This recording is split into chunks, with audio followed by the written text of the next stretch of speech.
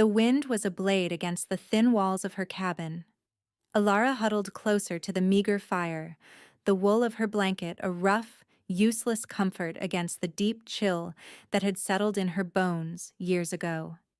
It was the cold of exile, a frost that had little to do with the weather. Her pack had cast her out, their judgment a brand on her soul. Barren, weak, useless. She had been left to the mercy of the northern wilderness, a fate most considered a slow death sentence. And perhaps it would have been, if not for the sound. At first, she thought it was the wind, a strange trick of the blizzard shrieking outside. But it came again, a thin, desperate cry nearly swallowed by the gale. It was the sound of a living thing, a small thing. Fear warred with a deeper, older instinct. The woods were filled with predators, and she was prey. But the sound was not that of a beast. It was a whimper, a plea. Wrapping the threadbare blanket tighter, she unbarred the heavy wooden door. The wind tore it from her grasp, slamming it against the interior wall. Snow swirled into the small room, instantly dousing the weaker flames in the hearth.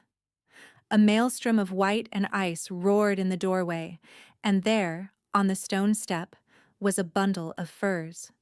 It was small, impossibly so, and shaking violently. From within its folds came the cry that had summoned her. Alara's heart hammered against her ribs. This was a trap. It had to be. A sick joke played by the pack she'd once called home. She reached down, her fingers numb with cold, and brushed the snow from the bundle. A tiny face, pale and pinched, looked up at her. A babe. A pup. His eyes were squeezed shut against the storm, and his whimpers were growing weaker. Pinned to the furs was a scrap of parchment.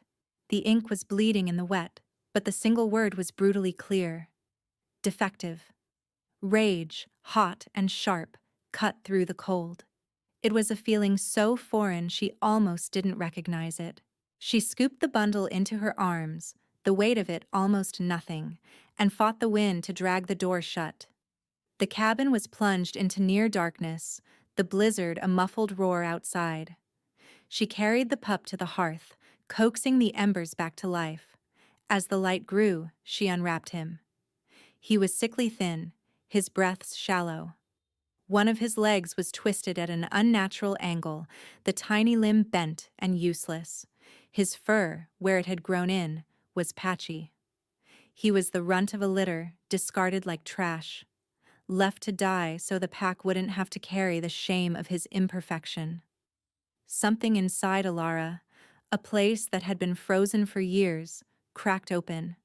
She saw herself in this small, broken creature, the worthless, the discarded. "No," she whispered, her voice rough from disuse. She cradled him against her chest, sharing her own meager warmth. "They will not have you." She named him Fen. The first few weeks were a blur of terror and exhaustion. Fen was fragile, his hold on life tenuous. He cried with a pain she couldn't soothe, and he struggled to feed. The healers in the pack would have had herbs, tonics, the knowledge to ease his suffering. Alara had nothing but a desperate will. She foraged for what little she could find under the snow, boiling roots into a thin broth. She held him for hours, her own heartbeat a steady rhythm against his frail body, whispering stories of the sun and the summer he had never seen. When the fevers came, she bathed his tiny body with snowmelt, her hands trembling. During one particularly bad night, when his breathing hitched and his skin felt like fire, she thought she was losing him. Panic seized her. She pressed her hands to his tiny, heaving chest, tears streaming down her face. She poured every ounce of her own life, her own desperate hope, into her touch. "Live," she begged the darkness. "Please, just live." A strange warmth bloomed under her palms. Not her own, but something else. A faint, gentle heat that seemed to flow from her into him. Fen's ragged breaths evened out. The feverish heat of his skin lessened. He settled into a deep, peaceful sleep. Alara stared at her hands, confused and shaken. She dismissed it as a trick of her exhausted mind, a phantom of her desperate wish. Years passed. The wilderness that was meant to be her grave became their home. Alara grew hard and lean, her senses sharp, her knowledge of the forest absolute. She learned to hunt, to track, to read the signs of the changing seasons. The cabin was no longer a prison, but a sanctuary. Fen grew. He was a quiet, observant boy with eyes the color of a winter storm and a smile that was like the first thaw of spring. His leg never healed properly. He walked with a pronounced limp, his gait uneven. But he never complained. He was clever and kind, his heart full of a light that defied the darkness of his beginning. He was her whole world. The empty, frozen part of her had been filled to overflowing by her love for him. The brand of Barren had become a bitter irony. She had not birthed this child, but he was hers. He was her son in every way that mattered. She taught him the names of the trees and the stars. He learned to carve small animals from scraps of wood, his little hands surprisingly nimble. He would sit for hours, watching her, his gaze full of an adoration that mended the broken pieces of her soul. She never told him how he came to her. To him, she was simply Mama. It was the only truth he needed. He was 6 years old the day their world ended. They were in the small clearing behind the cabin, gathering firewood. Fen was laughing, trying to catch snowflakes on his tongue. The sound echoed in the profound silence of the snow-laden pines. It was a happy sound, a dangerous sound. Happiness was a beacon in a world of predators. The scent hit her first. Ozone, pine, and something else. Something ancient and powerful and male. It was the scent of an alpha, not just any alpha. This was a scent of crushing authority, of absolute power. Alara froze, her hand tightening on the small axe she used for splitting kindling. "Fen," she whispered, her voice tight, "get behind me, now." Fen's laughter died. He scrambled behind her, his small hand clutching the back of her tunic. From the deep shadows of the forest, a wolf emerged. It was a creature of nightmare and legend.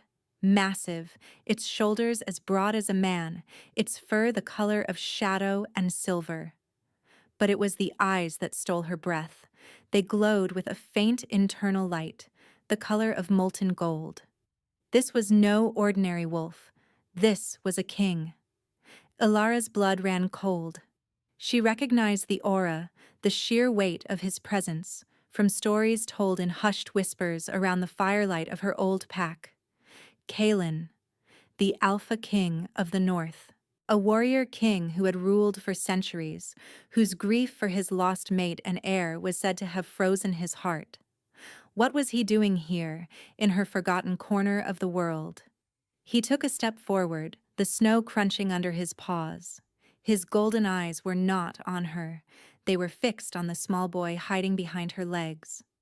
The predatory focus was terrifying. He was looking at Fen. Alara raised her axe, a pathetic gesture against such a creature. "Stay back," she snarled, the sound a weak imitation of the growls she had heard from true pack warriors. The great wolf ignored her. It took another step, its gaze locked on Fen. A low sound rumbled in its chest, not a growl of aggression, but something else. Something that sounded like disbelief. Then, in a shimmering distortion of the air, the wolf was gone. In its place stood a man. He was as imposing in this form as he had been in the other. Tall and broad-shouldered, dressed in dark leathers and furs. His hair was black as a raven's wing, streaked with silver at the temples. His face was harsh, carved from stone and sorrow, all sharp angles and unyielding lines. But it was his eyes that held her. They were no longer molten gold. They were the color of a winter storm, a swirling gray that held the memory of unimaginable loss, and they were staring at her son. The scent.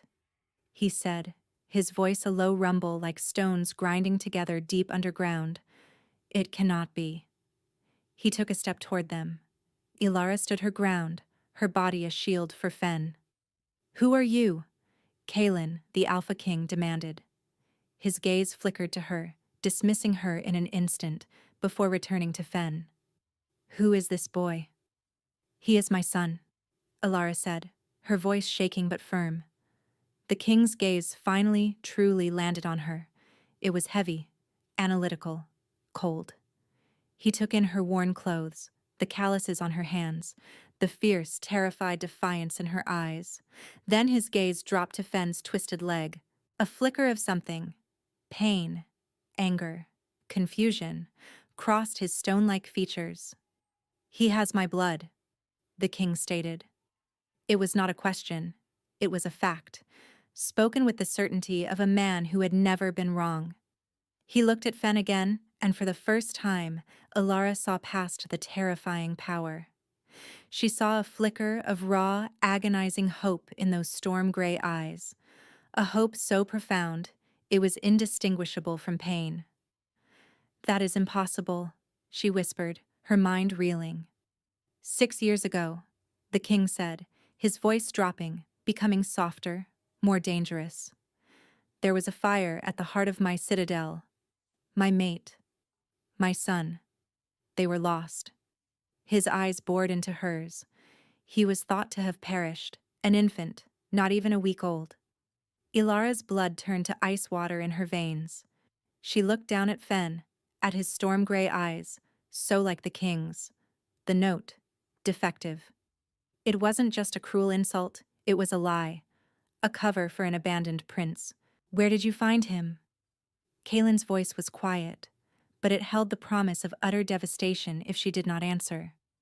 He was left, she breathed, the words barely audible. On my doorstep, in a blizzard. The Alpha King's jaw tightened. He knelt, slowly, deliberately, until he was at eye level with the small boy cowering behind her. His movements were fluid, graceful, belying his immense size. What is your name, little one? He asked, his voice stripped of its harsh command, softened to something almost gentle. Fen peeked around Ilara's leg. Fen, he whispered. Kaelin's expression shattered. For a split second, the mask of the cold king fell away, revealing a man hollowed out by grief. A raw, gaping wound was exposed in his eyes. He reached out a hand, his large, calloused fingers trembling slightly. I have you, he murmured. Not to her, but to the boy. It was a vow. A prayer. Ilara knew in that gut-wrenching moment that her quiet life was over. The world had come to claim her son, and she, the Barren exile, was nothing but a footnote in a story far grander and more terrible than she could ever have imagined. The journey to the king's citadel was a silent, tense affair. Kaelin had shifted back to his wolf form, and Fen, after a moment of terrified hesitation, had ridden on his broad back, his small hands buried in the thick, dark fur. Ilara had followed on foot, her heart a cold stone in her chest.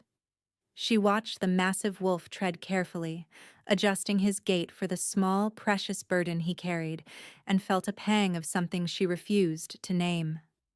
The citadel was a fortress of black stone and ice, clawing at the sky from the peak of the highest mountain.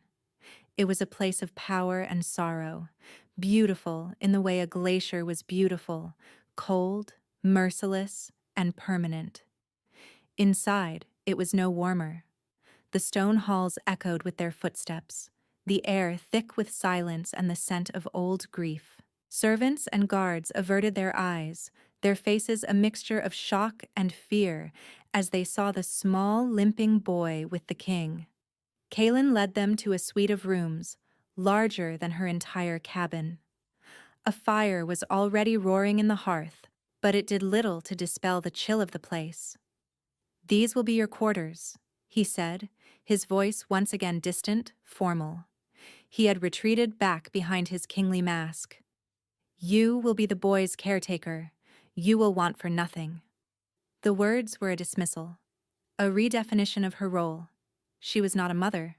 She was a caretaker, an employee. "His name is Fen," she said, her voice quiet but firm. Kaelin's gaze snapped to hers. "His name," he corrected, his voice like chipping ice, "is Phelan, Prince of the North." The finality in his tone was a wall between them. He was reclaiming his son, erasing the life she had given him. He turned to the boy. "Phelan," he said, testing the name. Phelan, looked up at him with wide, uncertain eyes. "I want Mama," he whispered, his lip trembling. The king's face tightened. He looked at Alara, a complex storm of emotions in his eyes: gratitude, suspicion, and a resentment he could not hide. She had 6 years with his son that he had been denied. He was a king, but in this, she was richer than he. "You will stay," he commanded, his gaze pinning her. "For now. I need to know everything, how he survived, who you are." And so began their strange, strained arrangement. Alara's world was now one of cold stone, rich tapestries, and suffocating etiquette. She was a ghost in the king's court, the strange exile who had appeared with the lost prince. The whispers followed her everywhere. They called her a witch, a kidnapper, a charlatan. She ignored them, focusing all her energy on Fen. The boy was struggling, adrift in this new, grand world. He missed their cabin, the quiet of the woods. He was afraid of the stern, sad man who was his father. Kaelin was clumsy in his attempts to connect with his son. He brought him extravagant gifts: a pony, a finely crafted sword too heavy for him to lift, when all the boy wanted was a story before bed. Alara became the bridge between them. She would coax Fen out from under the bed and encourage him to show his father the small wooden wolf he had carved. She would gently suggest to the king that perhaps a walk in the castle gardens would be better than formal lessons. Kaelin watched her. He was always watching. His presence was a constant weight at the edge of her awareness. She would feel his gaze on her as she helped Fen with his meals, or as she sat by the fire, mending the boy's tunic. He said little, his face an unreadable mask, but his eyes followed her every move. One evening she found him in the castle's glass-roofed conservatory. It was a place of death. The once lush plants were withered and brown, choked by the pervasive cold of the castle. It had been his queen's garden, the servants whispered. He had not allowed anyone to touch it since she died. He was standing before a dead rose bush, its branches like skeletal fingers. He didn't seem to notice her arrival. "He has her smile," Kaelin said to the dead plant, his voice thick with unshed grief. "My Lyrael. When he smiles, I see her." Ilara's heart ached for him, for the centuries of loss etched on his face. Without thinking, she walked to a pot containing a brittle, lifeless fern. She reached out and touched one of its dry fronds. She remembered that night with Fen, the strange warmth that had flowed from her hands. She closed her eyes, focusing on the memory of her love for the boy, on the fierce, protective instinct that had kept him alive. She felt it again, a gentle pulse of warmth flowing from her palm into the plant. When she opened her eyes, a tiny, vibrant green curl was unfurling from the base of the dead stalk. A sharp intake of breath behind her made her snatch her hand back as if burned. Kaelin was staring at the new shoot, then at her, his storm-gray eyes wide with disbelief. "What was that?" he demanded, his voice a harsh whisper. I don't know," she stammered, terrified. Magic was feared, and her old pack had punished any sign of it. He strode toward her, closing the distance between them in 2 long steps. He grabbed her hand, his grip firm but not painful. His thumb brushed over her palm, his touch sending a jolt of heat through her. He looked from her hand to her face, his expression one of intense, consuming curiosity. "You kept him alive," he said, more to himself than to her. "In the wilderness. A sick pup that even my best healers would have struggled to save. How? She couldn't answer. She didn't have one. He did not press her. He simply stood there holding her hand, his gaze searching hers. The cold stone of his expression was cracking, revealing the confused, lonely man beneath. The boundary he had erected between them, king and caretaker, was beginning to erode. In the silent, dead garden, something new and fragile was taking root. From that day on, something shifted. The arrangement, once so clear, became muddied. Kaelin began seeking her out, often under the pretense of discussing Fen. But their conversations would drift. He would ask about her life in the woods, about the herbs she used, about the stories she told the boy. He spoke of his own past, of the queen he had lost, his words sparse but heavy with a grief that had never healed. He was still a king, formidable and distant to the rest of his court. But with her, in the quiet moments, he was just Kaelin, a man drowning in a silent sea of sorrow. And she, the woman who had been defined by her uselessness, found herself becoming his anchor. One night she was awoken by a noise. Kaelin was standing in the doorway of her room, a shadow against the dim light of the hall. "He had a nightmare," he said, his voice rough. "He called for you." She went to Fen's room. The boy was tangled in his sheets, whimpering in his sleep. Kaelin stood helplessly in the corner, a giant frozen by his inability to offer comfort. Alara sat on the bed and gathered Fen into her arms, stroking his hair and murmuring soft reassurances. He settled almost instantly, his breathing evening out. When she looked up, Kaelin was watching them, his face a raw canvas of longing and pain. He had all the power in the world, but he could not give his son this simple peace. She could. "Thank you," he whispered, the words sounding foreign on his tongue. He took a step closer, reaching out as if to touch her shoulder, but then his hand fell back to his side. The space between them crackled with unspoken things. With a need so profound it was terrifying. The court began to notice. The whispers changed from suspicion to jealousy. The king was spending too much time with the exile. He was letting her influence him. The most vocal of the dissenters was Lord Valerius. Valerius was the king's oldest advisor, a man whose loyalty was said to be as unshakable as the mountain the citadel was built on. He had been there when Kaelin's queen was murdered, had helped the king hunt down the rival pack supposedly responsible. He treated Alara with a cloying, false courtesy that made the hairs on her arms stand up. "It is a marvel, the work you have done with the young prince," he would say, his smile never reaching his cold, calculating eyes. To think a common exile could possess such skill. She felt a deep, instinctual revulsion toward him. When he was near Fen, she would position herself between them, a primal urge to protect her son from a predator she couldn't name. The threat, when it came, was subtle at first. Valerius began to subtly undermine her. He suggested that Fen needed a more suitable tutor, a noblewoman to teach him the ways of the court. He brought in other healers to attend to the boy's minor scrapes, pointedly ignoring Alara. He was trying to sever her from Fen, to push her back into the role of a meaningless servant. Kaelin, to his credit, resisted. "Alara stays," he would command, his voice flat and non-negotiable, his eyes daring Valerius to challenge him. The tension in the court grew thick enough to choke on.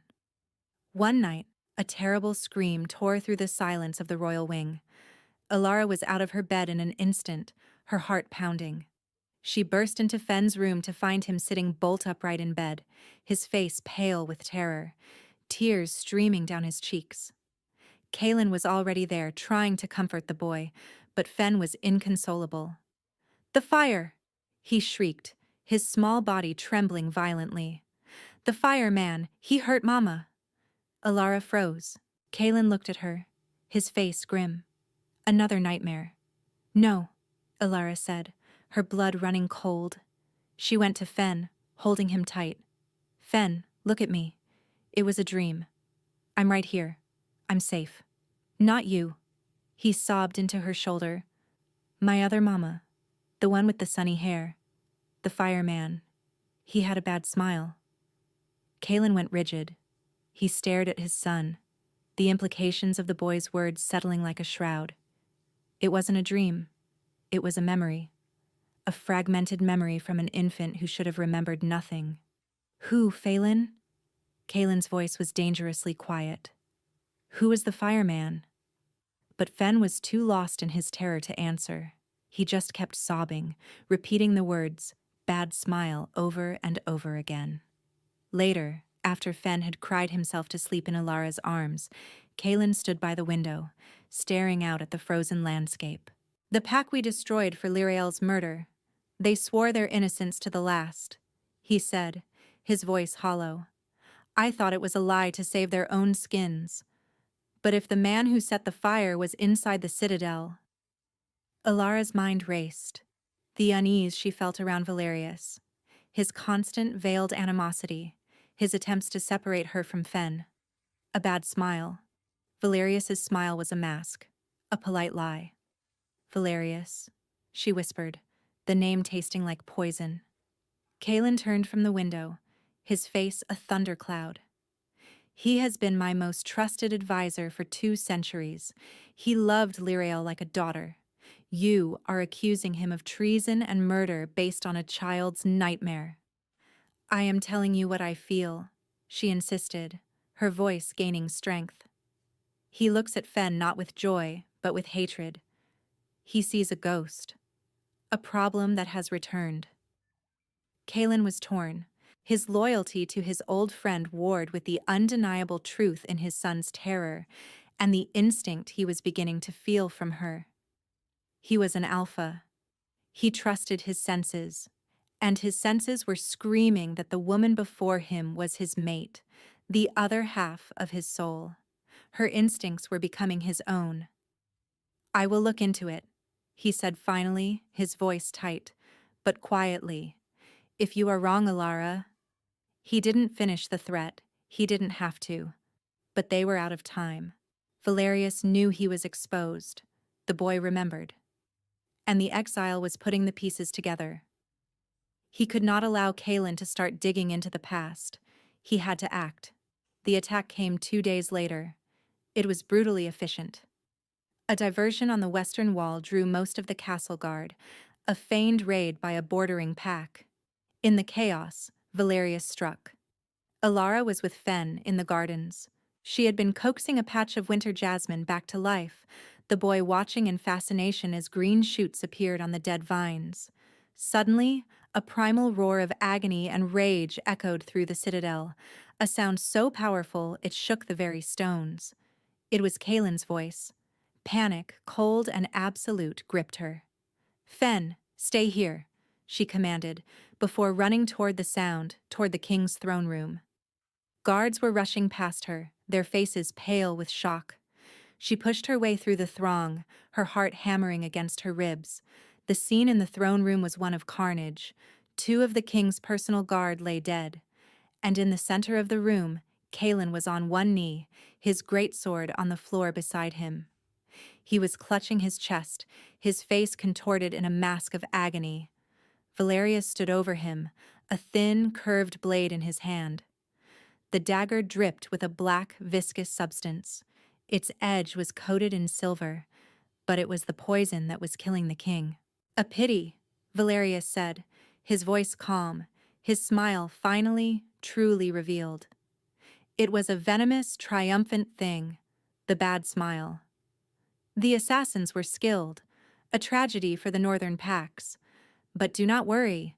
I will assume the throne and ensure the prince is protected. Kalen tried to rise, a low growl rumbling in his chest, but he collapsed back to the floor. A strange, unnatural frost was spreading across his skin, originating from the wound. His breath plumed in the air, which was growing colder by the second. The poison was not just killing him, it was freezing him from the inside out. No. Alara whispered, the word a choked sob. Valerius's eyes found her in the doorway. Ah, the little exile. A loose end. He gestured to the guards who had followed him into the room, his own loyal men. Seize her. Lock her away. She is clearly in league with the assassins. The guards advanced on her. Alara backed away, her mind screaming. Kaelin was dying. Fen was alone. The man who had murdered his mother was about to take everything. Despair washed over her, a cold, crushing wave. It felt just like the day she had been cast out, the day she found Fen on her doorstep. She was helpless, powerless. Kaelin looked at her, his storm-gray eyes dimming. He mouthed a single word. Run. But she couldn't. She would not abandon him. She would not leave her son to this monster. The guards grabbed her arms. Their touch was rough, bruising. They began to drag her away from the throne room, away from the dying king. She fought, but it was useless. She could hear Valerius giving orders, his voice smooth and confident as he took control of the citadel. They threw her into a cold, dark cell in the dungeon. The heavy stone door slammed shut, the sound of the bolt sliding home an echo of finality. She was alone in the dark, the chilling dampness of the stone seeping into her clothes. The king was dying. The murderer was on the throne, and she was locked in a cage. It was the lowest point, the uttermost despair. She curled into a ball on the filthy straw, a single guttural sob tearing from her throat. She had found a home, a family, only to have it ripped away. Hope was a crueler poison than any Valerius could concoct. Hours passed, or perhaps it was days.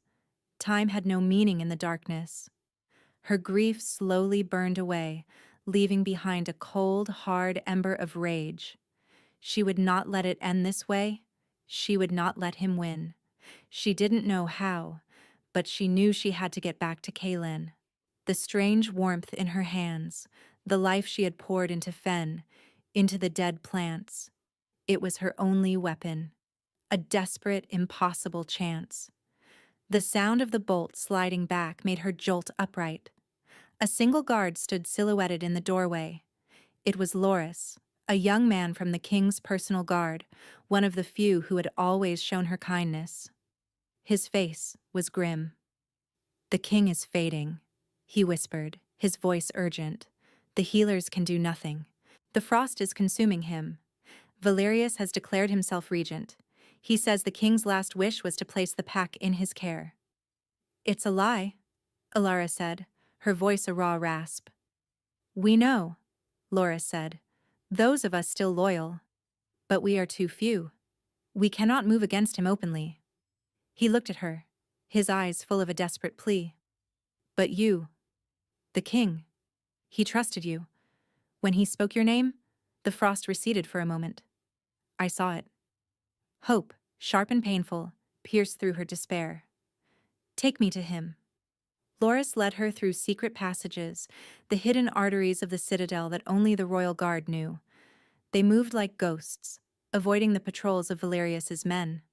The cold in the castle was now profound, a supernatural chill that clung to the very stones. Kaelin's life force was the heart of the citadel, and as he died, his home was dying with him. They reached the king's chambers. 2 guards loyal to Loris stood outside.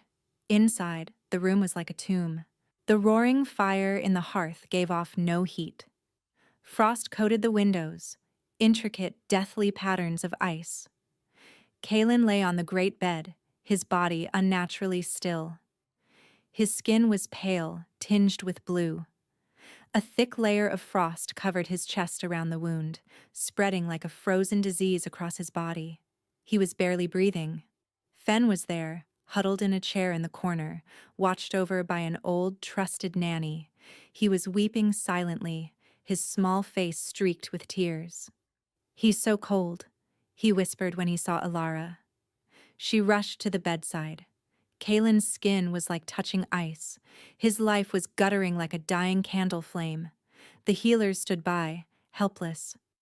"There is nothing more we can do," one of them said, his voice heavy with defeat. "The poison is magical. It devours life and leaves only ice." "Get out," Alara commanded, her voice ringing with an authority she didn't know she possessed. The healers, startled, obeyed. Loris and his men stood guard at the door. She was alone with her son and the man she loved. "You cannot leave us," she whispered, her hand hovering over his frozen chest. "I will not let you." Fen came to stand beside her, his small hand taking hers. "Don't go, Papa," he pleaded. Alara placed her hands on the wound. The cold was shocking, a pain that shot up her arms, stealing her own warmth. She ignored it. She closed her eyes and focused. Not on a memory of love this time, but on the ferocious, roaring reality of it. Her love for Fen. Her love for this broken, beautiful king. It was a fire in her soul, a defiant blaze against the encroaching ice. She poured it all into him. Every memory. Finding Fen in the snow. His first laugh. Kaelin's eyes the first time he truly saw her. The feel of his hand in hers in the dead garden. She poured her grief, her rage, her hope, her very life force through her hands. "No," she said, the word of vow. "I choose you. I choose this life. You will not take it from me." The warmth came, but this time it was not a gentle bloom. It was a flood. A torrent of power erupted from her, so strong it threw her back a step. A brilliant, blinding light, the color of new leaves and summer sun, exploded from her hands. It was pure life energy, raw and untamed. The light enveloped Kaelin's body. The frost on his skin sizzled and vanished, turning to steam. The blue tint of his skin receded, replaced by a healthy flush. The wound on his chest, a black, festering crater of necrotic flesh, began to knit itself together. New skin, clean and unmarred, spread across the injury until it was gone completely. The wave of power radiated outward from the bed. The frost on the windows melted, running down the glass in streams. The fire in the hearth roared to life, filling the room with warmth and light. A vase of dead flowers on the mantel burst into vibrant, impossible bloom. The very air in the room felt clean, alive, renewed. Alara stood panting, her body trembling with the aftershock of the power that had flowed through her. She had not just healed him, she had resurrected him. She looked at her hands, no longer the hands of a simple forager, but the conduits of a force she could not comprehend. Then Kaelin's eyes opened. The storm gray was gone, replaced by the molten gold of his wolf form. They were blazing with power, with life, and with a love so intense it buckled her knees. He sat up, his movements fluid, powerful. He was not just healed, he was stronger. The last vestiges of his old grief burned away by the pure life magic she had poured into him. He looked at her, and the whole world fell away.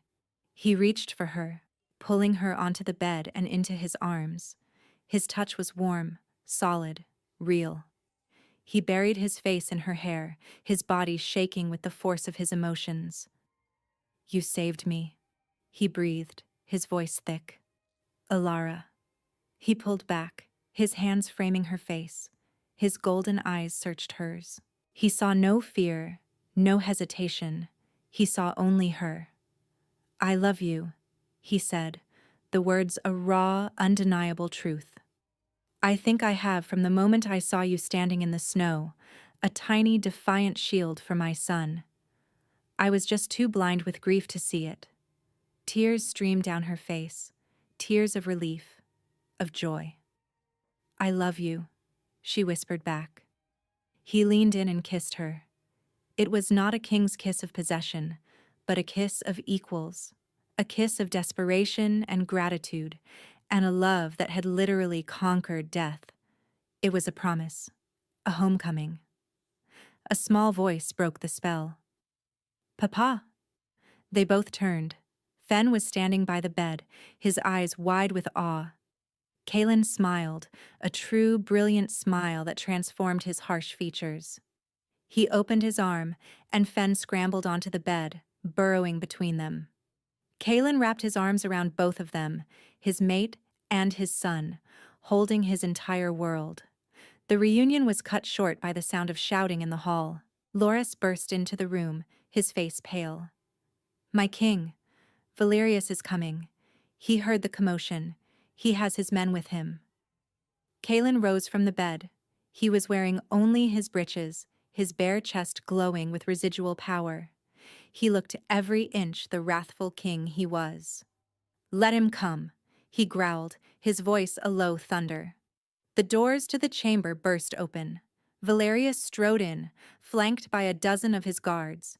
He stopped dead, his face a mask of utter shock and disbelief when he saw Kaelin standing there, alive and radiating power. "Impossible," Valerius breathed. "You were always ambitious, Valerius," Kaelin said, his voice dangerously calm. "But you were a fool to think you could steal my throne, to murder my queen, to leave my son to die in the snow." Valerius's composure cracked. His eyes darted around the room, looking for an escape. They fell on Fen, who was clinging to Alara's leg. The boy, no longer terrified, pointed a small, trembling finger. "The fireman," Fen said, his voice clear and loud. "The bad smile." It was the final nail in his coffin. The guards behind Valerius, men who had served Kaelin for years, hesitated. Their loyalty to the regent wavered in the face of their resurrected king and the damning testimony of his heir. "Lies!" Valerius snarled, drawing his sword. "The exile has bewitched you all." He lunged, not at Kaelin, but at Alara and Fen. It was a desperate, final gamble. He never made it. Kaelin moved in a blur of speed and fury. Before Valerius could take a second step, the king's hand was around his throat, lifting him from the floor. Valerius choked, his sword clattering uselessly to the stone. "You will not touch them!" Kaelin snarled, his eyes blazing gold. "Not now. Not ever." With a final brutal twist, it was over. Valerius's body fell to the floor, lifeless. The remaining guards dropped to their knees, their heads bowed in submission to their true Alpha King. Kaelin turned his back on the body, his fury vanishing as his gaze fell on Alara and Fen. He walked to them and knelt, gathering them both into his arms. The next day, he called the entire court to the throne room. He stood before them, Alara by his side, his hand holding hers.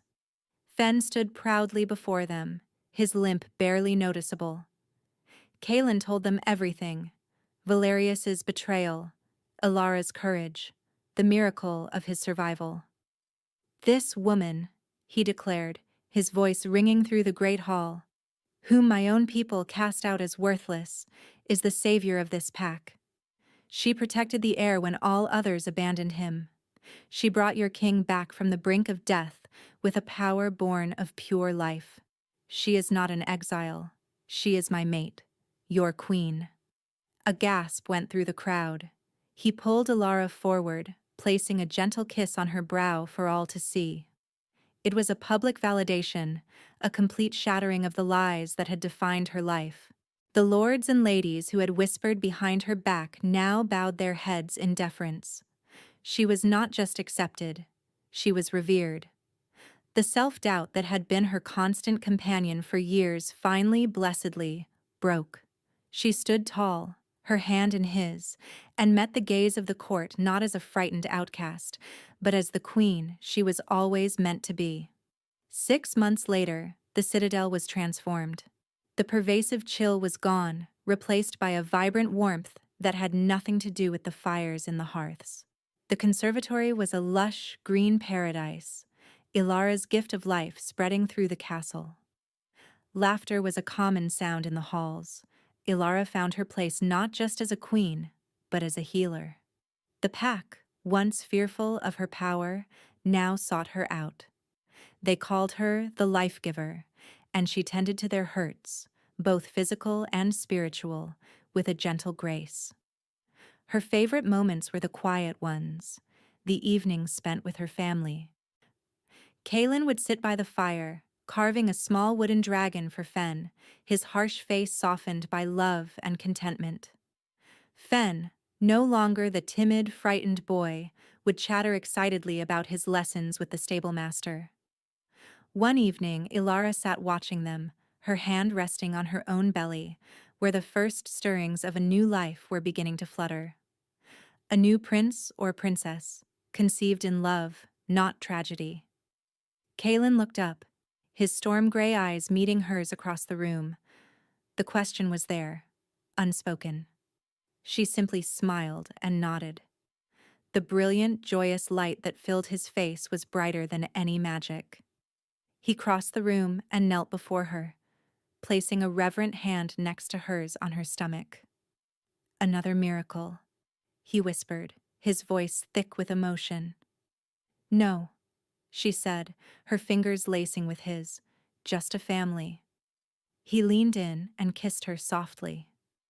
Outside, the first true snow of winter began to fall, blanketing the world in a soft, peaceful white. But inside the citadel, inside their home, it was forever spring. The exiled girl and the broken king had healed each other, building a new world from the ashes of their pain. They had a home, they had a place, they belonged, and their story, once a tale of sorrow, was now a legend of love that had refused to die.